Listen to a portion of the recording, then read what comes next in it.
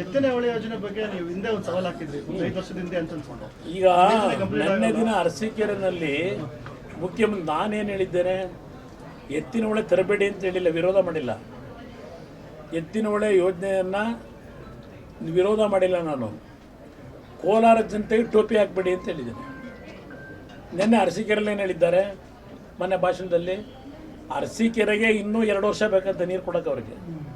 ನಿನ್ನೆ ಪತ್ರಿಕೆಯಲ್ಲಿ ನೋಡಿದೆ ನಾನು, ಅರಸೀಕೆರೆಗೆ ಇನ್ನು 2 ವರ್ಷ ತಗೊಂಡ ಮೇಲೆ ನಾನು ಜ್ಞಾಪಕ ಮಾಡಿಕೊಡ್ತೀನಿ ನಿಮಗೆ. ಕಳೆದ ಒಂದು 2013-14 ಪಾರ್ಲಿಮೆಂಟ್ ಚುನಾವಣೆ ಟೈಮ್ನಲ್ಲೇ ಚಿಕ್ಕಬಳ್ಳಾಪುರದಲ್ಲಿ ಅಲ್ವೇ ಫೌಂಡೇಶನ್ ಹಾಕಿದ್ದು. 2014 ಅಂದ್ರೆ 10 ವರ್ಷ ಆಯ್ತಲ್ವಾ. ಚಿಕ್ಕಬಳ್ಳಾಪುರದಲ್ಲಿ ಅವತ್ತು ಏನು ಹೇಳಿದ್ರು ಮುಖ್ಯಮಂತ್ರಿಗಳು, ಕೋಲಾರ ಚಿಕ್ಕಬಳ್ಳಾಪುರ ಜನತೆಗೆ ಎಷ್ಟು ವರ್ಷದಲ್ಲಿ ನೀರು ಕೊಡ್ತೀವಿ ಅಂದರು? 2 ವರ್ಷದಲ್ಲಿ ನೀರು ಕೊಡ್ತೀವಿ ಅಂದ್ರಲ್ವೇ. ಈಗ 10 ವರ್ಷ ಆಯಿತು. ಈಗ ಹೇಳ್ತಾರೆ ಅರಸೀಕೆರೆಗೆ ಇನ್ನೂ 2 ವರ್ಷ ಬೇಕಂತೆ ಎತ್ತಿನೊಳ್ಳೆ ನೀರು ಕೊಡೋದಕ್ಕೆ.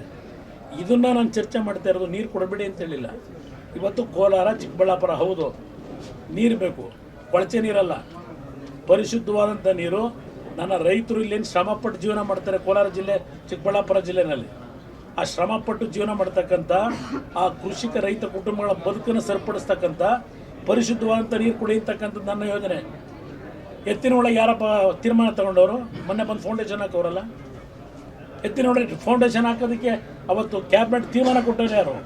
ಬಜೆಟಲ್ಲಿ ದುಡ್ಡಿಟ್ಟಿದ್ದಾರೆ ಯಾರು? ಇದ್ದಿದ್ದು 17 ತಿಂಗಳು. ಅವತ್ತು ಎತ್ತಿನ ಒಳಗೆ ಇದು ನಮ್ಮ ಇದು ಎರಗೋಳು ಪ್ರಾಜೆಕ್ಟ್ ಯಾರು ದುಡ್ಡು ಕೊಟ್ಟವರು? ಎರಗೋಳು ಪ್ರಾಜೆಕ್ಟ್ ಕ್ಲಿಯರೆನ್ಸ್ ಕೊಟ್ಟರೆ ಕ್ಯಾಬಿನೆಟ್ನಲ್ಲಿ. ಇವತ್ತು ನಮ್ಮ ಮುಳುಬಾಗಿಲಿನ ಶ್ರೀನಿವಾಸ್ ಇಲ್ಲ ಇವತ್ತು ನಮ್ಮ ಜೊತೆಯಲ್ಲಿ. ಅವ್ರ ಹೋರಾಟ ಇದೆ ಇವತ್ತು ಎರಗೋಳು ಪ್ರಾಜೆಕ್ಟ್ ತರೋದಕ್ಕೆ.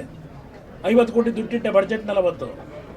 ಎರಗೋಳಿಗೆ ಇವತ್ತು ಫೌಂಡೇಶನ್ ಬಂದವರಿಗೆ ಅಂತ ಟೇಪ್ ಕಟ್ ಮಾಡೋಕ್ಕೆ ಎರಗೋಳನ್ನ ಕಾರ್ಯಕ್ರಮಕ್ಕೆ ಚಾಲನೆ ಕೊಟ್ಟಿದ್ದು ಕುಮಾರಸ್ವಾಮಿ. ಇದನ್ನು ಅರ್ಥ ಮಾಡ್ಕೋಬೇಕಷ್ಟೆ.